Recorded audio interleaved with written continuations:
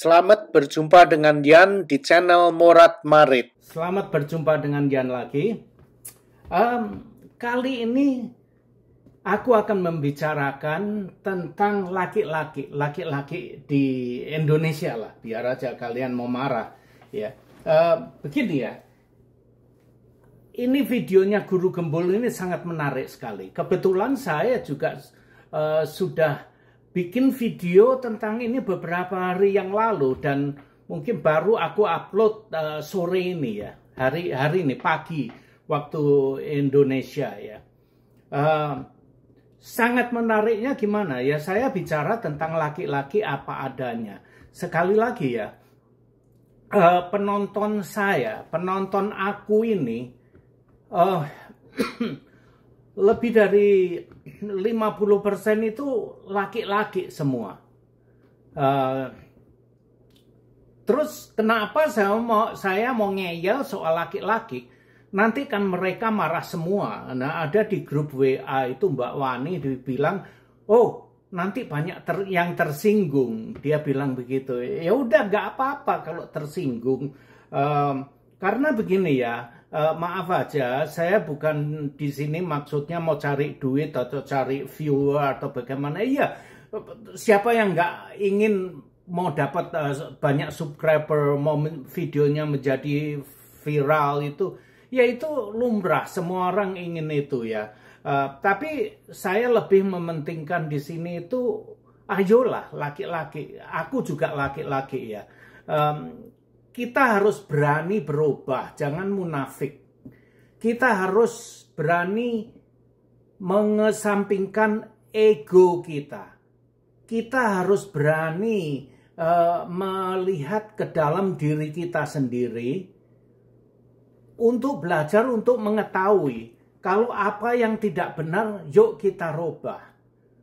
Selama ini banyak orang yang tidak pernah keluar kandang. Saya bukan menghina ya, tidak. Karena orang yang hanya di Indonesia aja, akhirnya apa yang dia ketahui hanya itu. Dan kalian tidak sadar, kita semua ini diprogram dengan society, dengan masyarakat di lingkungan kita, nenek moyang kita diprogram otak kita ini. Dan apa yang diajarkan oleh nenek moyang kita, ada dari suku ini, suku itu, bangsa ini, bangsa itu ya, itu semua sudah nancep di otak kita. Dan apa yang diajarkan, saya bukan mengatakan apa yang diajarkan oleh nenek moyang itu, nenek moyang kita itu salah. Yang benar itu seperti ini, seperti di luar negeri. Tidak. Saya tidak mempunyai maksud untuk menyalahkan, oh itu tidak baik, apa ajaran nenek moyang orang dari Asia itu tidak baik. Tidak, bukan seperti itu ya. Yang saya ingin sampaikan di sini, dunia kita di mana kita hidup ini berubah. Sudah banyak berubah. Sedangkan banyak yang diajarkan oleh nenek moyang kita itu dari zaman dulu. Ya mungkin tidak terlalu lama ya. Misalkan kalian masih umur 25 tahun gitu. Tapi 25 tahun itu sudah ditancapkan di otak kalian. Sedangkan orang tua kalian umurnya sudah 50 tahun. 50 tahun ditancapkan di otak mereka. Terus orang tua mereka itu sudah hidup berapa? 50 tahun sebelumnya. Jadi sudah lama itu ditancapkan turun-menurun ke kita. Bukan berarti itu salah. Tidak ada salah, tidak ada yang benar. Tapi yang ada, dunia kita ini berubah. Jadi sudah tidak relevan lagi untuk diterapkan di dalam kehidupan sekarang ini. Maka itu yuk kita berubah. Kita lihat mana yang perlu dirubah, mana yang kurang baik, itu kita perbaiki bersama. Kita sisihkan ego kita sisihkan apa yang kita pernah belajari di dalam kehidupan ini. Jadi ya tidak mudah. Saya sendiri juga laki-laki, tapi saya hidup di luar ya, di luar Indonesia, dan saya menerima, oh kok lain. Saya juga masih mempunyai sifat-sifat Asia seperti kalian semua. Tapi lantaran saya hidup di sini, jadi sifat apa yang ada di dalam diri saya ini benturan terus. Seperti perang dunia ketiga begitu. Jadi di dalam diri saya bergejolak semua. Apa yang nancep di otak saya yang diajarkan saya dulu itu, oh saya hidup begini memang ya. Saya kasih contoh ya.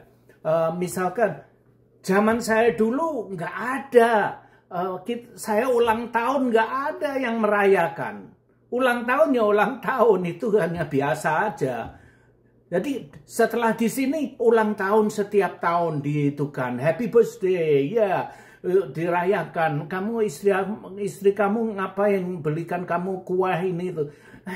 Di dalam diri saya tidak terbiasa dengan kehidupan seperti itu. Saya tidak dibesarkan dengan setiap tahun harus merayakan ulang tahun saya, atau setiap lebaran harus merayakan lebaran gini-gini.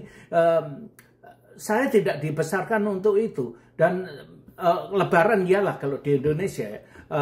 Terus bagi yang merayakan ya. Terus setiap tahun Christmas ya, kalau sekarang kalau ini hari Natal, kalian harus beri kado, ngasih sana ngasih sini gitu kan. Nah zaman saya dulu nggak ada ngasih kado, ngasih ini ngasih itu. Lebaran ya lebaran, kita rayakan makan-makan, hanya itu aja. Nggak ada ngasih kado, beli ini nih, beli ini, itu nggak ada zaman dulu. Nah sekarang saya hidup di sini, saya harus ikut merayakan seperti itu. Istri saya bilang ini untuk anak kita ya, kalau kamu aku nggak pusing, kamu nggak mau kado ya nggak apa-apa, tapi ini anak-anak kita ini ya, demi anak cucu ya kita kasih, ini tradisi di sini. Kamu bukan hidup di hutan lagi, bukan hidup di Indonesia, dia bilang gitu. Jadi ini kita rayakan untuk anak cucu kita. Jangan kamu egois, saya dibilang begitu. Iya benar ya. Nah itulah gejolak-gejolak seperti itu yang bertentangan di dalam diri saya. Nah, karena apa? Karena perubahan situasinya berubah semua. Di dunia ini, dunianya sudah berubah. Maka itu saya harus berubah. Seperti itu. Di sini saya juga nyapu, ngepel, cuci pakaian, setrika, saya jalani semua, saya kerjakan sendiri. Karena di sini nggak ada pembantu.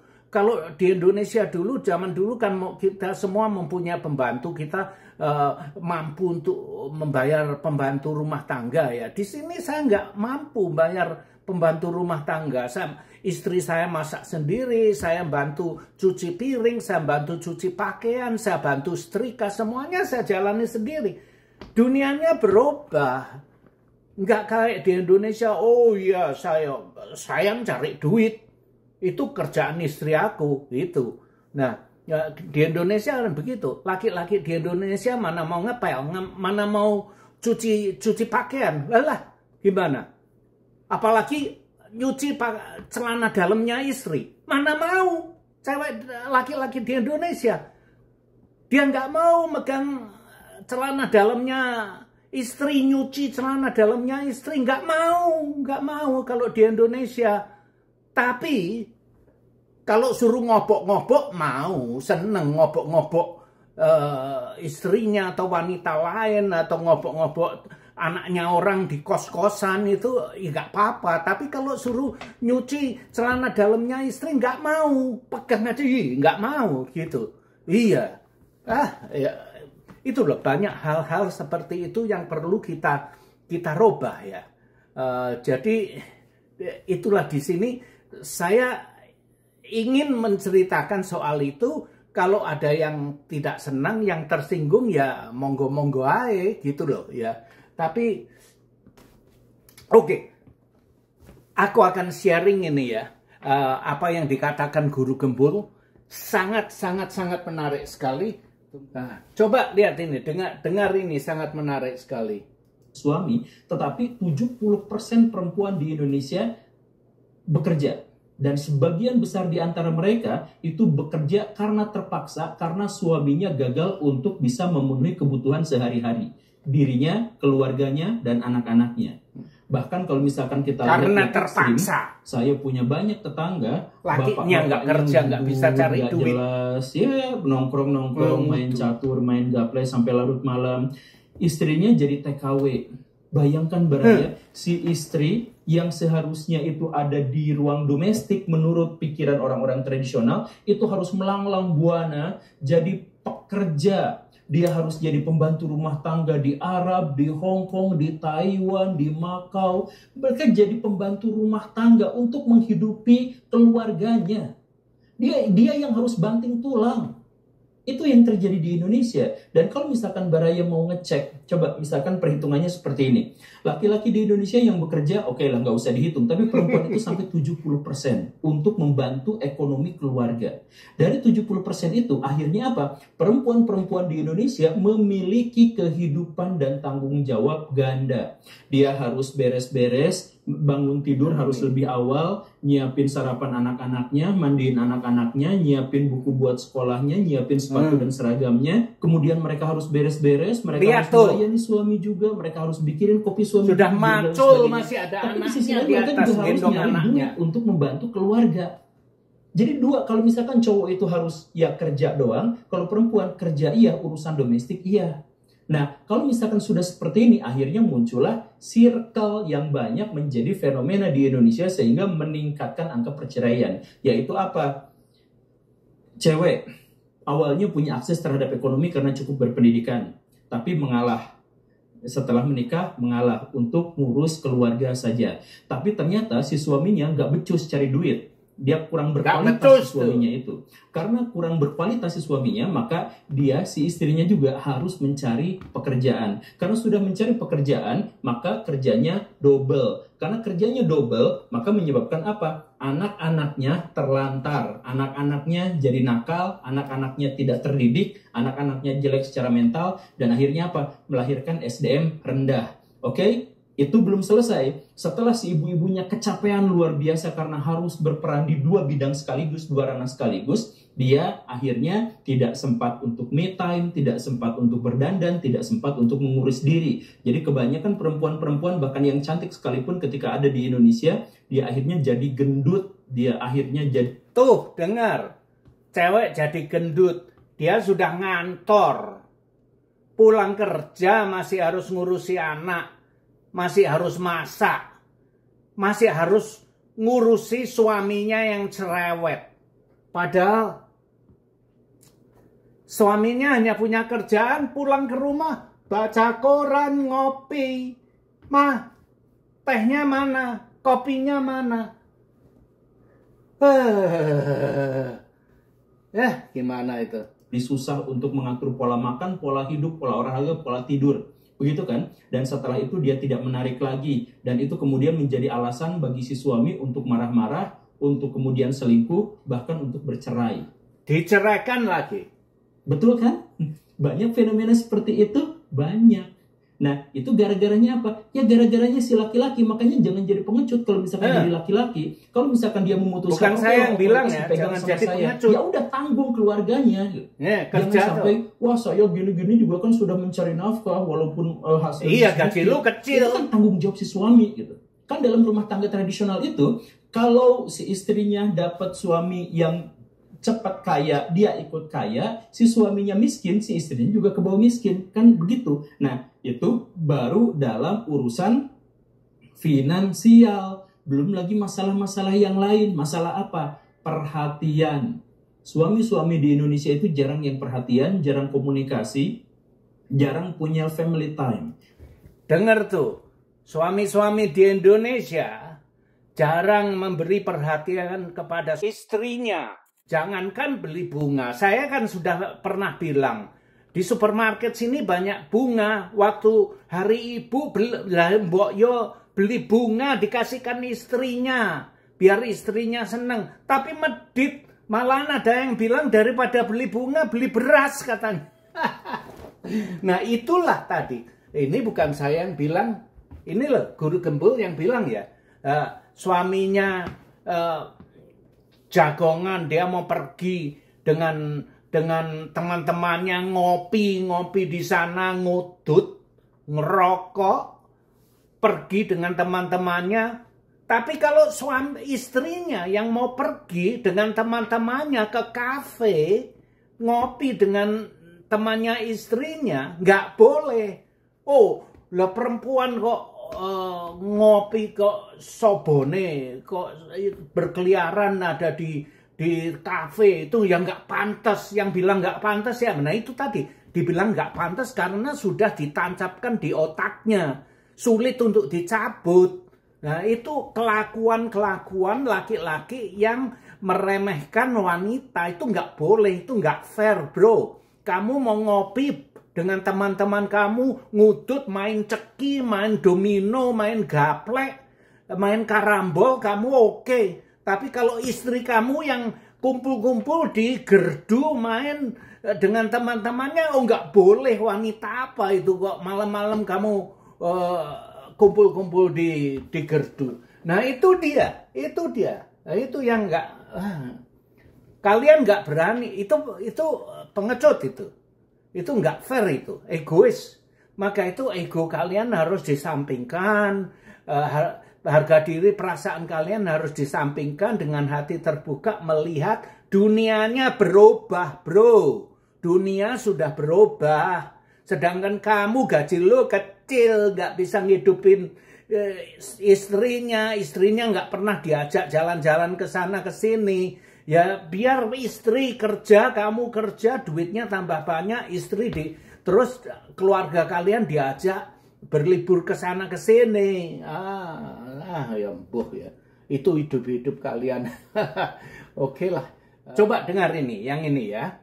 Sekarang dampaknya apa? Kalau misalkan Baraya melihat data statistik di Indonesia, walaupun otoritas itu 99% dipegang oleh suami, tetapi 70% perempuan di Indonesia bekerja. Dan sebagian besar di antara mereka itu bekerja karena terpaksa, karena suaminya gagal untuk bisa memenuhi kebutuhan sehari-hari. Dirinya, keluarganya. Suaminya gagal memenuhi kebutuhan sehari-hari, gaji lu kecil. Dan anak-anaknya. Bahkan kalau misalkan kita lihat yang ekstrim, saya punya gagal untuk bisa memenuhi kebutuhan sehari-hari suami, tetapi 70% perempuan di Indonesia bekerja. Dan sebagian besar di antara mereka itu bekerja karena terpaksa, karena suaminya gagal untuk bisa memenuhi kebutuhan sehari-hari. Dirinya, keluarganya, dan anak-anaknya. Bahkan kalau misalkan kita lihat yang ekstrim, saya punya banyak tetangga, bapak-bapaknya ngudut, nggak jelas, ya nongkrong-nongkrong, main catur, main gaple sampai larut malam. Istrinya jadi TKW. Bayangkan Baraya, si istri yang seharusnya itu ada di ruang domestik menurut pikiran orang-orang tradisional, itu harus melanglang buana ke Malaysia, ke Hong Kong. Dia harus jadi pembantu rumah tangga di Arab, di Hong Kong, di Taiwan, di Macau. Mereka jadi pembantu rumah tangga untuk menghidupi keluarganya.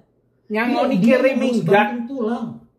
Itu yang terjadi di Indonesia. Dan kalau misalkan Baraya mau ngecek, coba misalkan perhitungannya seperti ini. Laki-laki di Indonesia yang bekerja, oke lah, nggak usah dihitung. Tapi nggak usah dihitung. Sampai 70%. Jangan dihitung, Pak Bro Gembul. Jangan dihitung, nanti malu-maluin aja. Nanti banyak laki-laki yang malu. Ojo dihitung, wis, nggak usah dihitung. Itu banyak. Nah, itu gara-garanya apa? Ya gara-garanya si laki-laki. Makanya jangan jadi pengecut kalau misalkan jadi laki-laki. Kalau misalkan dia memutuskan, oke lah otoritas dipegang sama saya, ya udah tanggung keluarganya. Jangan sampai, wah saya gini-gini juga kan sudah mencari nafkah walaupun hasilnya sedikit. Ya itu kan tanggung jawab si suami. Kan dalam rumah tangga tradisional itu, kalau si istrinya dapat suami yang cepat kaya, dia ikut kaya, si suaminya miskin, si istrinya juga ke bawah miskin, kan begitu. Nah, itu suwarga nunut, neraka katut. Nah inilah, kalau lo gaji kecil, nggak cukup, cari kerja lain, cari kerja sambilan. Jangan ngudut, rokok, main ceki, main gaplek, ngudut, melempem. Telo tenan iku tempe. Baru dalam urusan. Oke. Aku rasa sudah cukup lah, sudah berapa menit ini ya. Nggak mau lama-lama bertele-tele. Saya cuman ingin sharing tentang Guru Gembul, videonya Guru Gembul yang baru keluar ini ya. Kalian bisa lihat sendiri video selengkapnya, seluruhnya. Linknya aku taruh di deskripsi di bawah video aku ini. Kalian tontonlah, bukan main ini.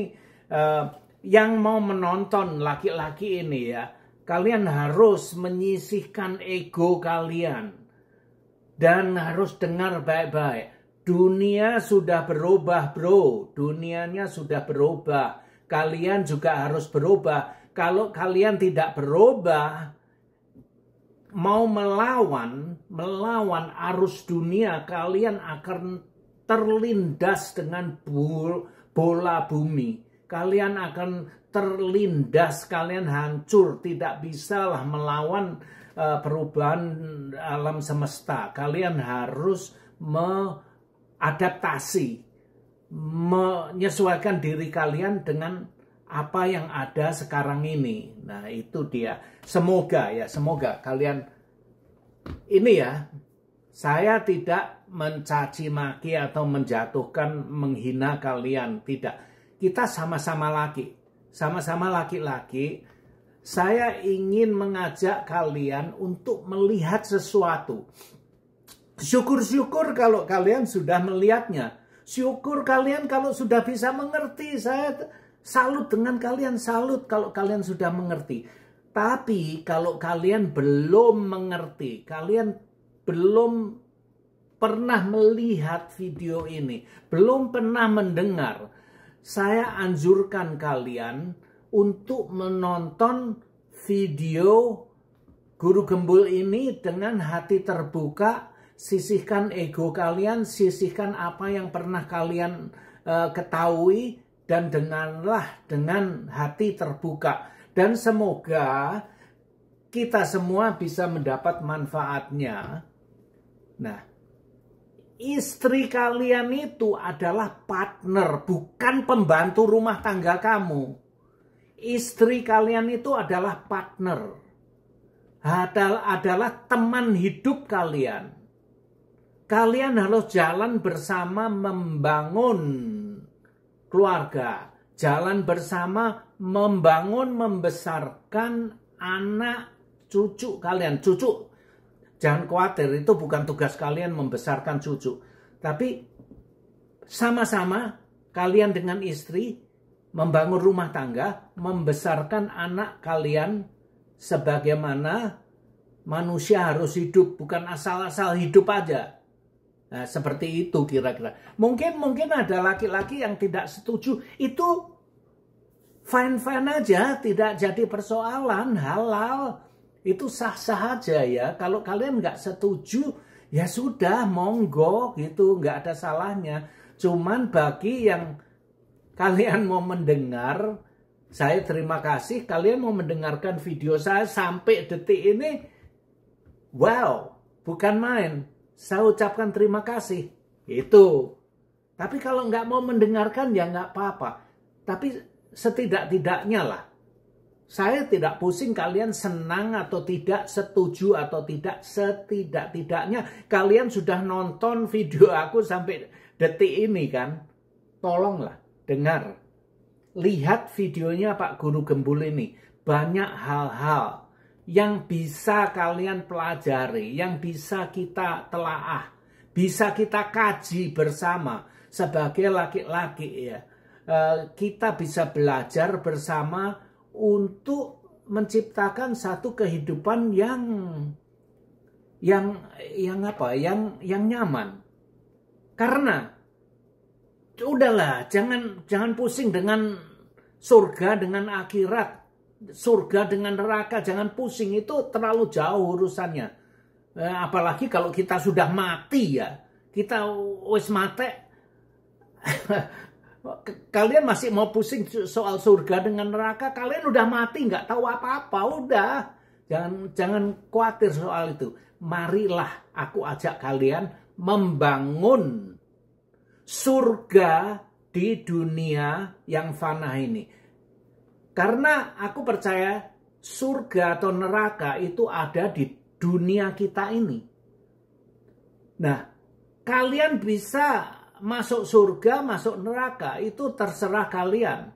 Kalian bisa membangun surga di dunia kita ini, juga kalian bisa membangun neraka di dunia ini. Kenapa kamu membangun neraka? Karena kamu tidak tahu, kamu berbuat sesuatu yang gak karu-karuan, yang sesuatu yang merugikan orang lain, akhirnya kehidupan kalian jadi sengsara. Itulah yang disebut neraka yang ada di dunia ini, neraka. Ya, itu neraka yang ada di akhirat, itu yang kalian cari-cari itu ya, neraka atau surga yang kalian cari-cari itu nggak nyata. Itu kalau kalian sudah mati apa gunanya itu? Tapi perhatikan yang sekarang ini, sewaktu kalian hidup ini, marilah kita ciptakan surga yang nyaman untuk kamu dan keluarga kamu, istri dan anak kamu. Bangunlah bersama agar keluarga kalian nyaman semua. Nah, seperti itu. Oh, boro-boro surga yang nggak kelihatan itu, kalau kita sudah mati, mau apa? Oke, sampai di sini dulu. Terima kasih kalau kalian sudah mendengarkan ocehan aku sampai detik ini. See you. Terima kasih sudah nonton video ini dan jangan lupa like, comment, share, dan subscribe. Adios, my friend.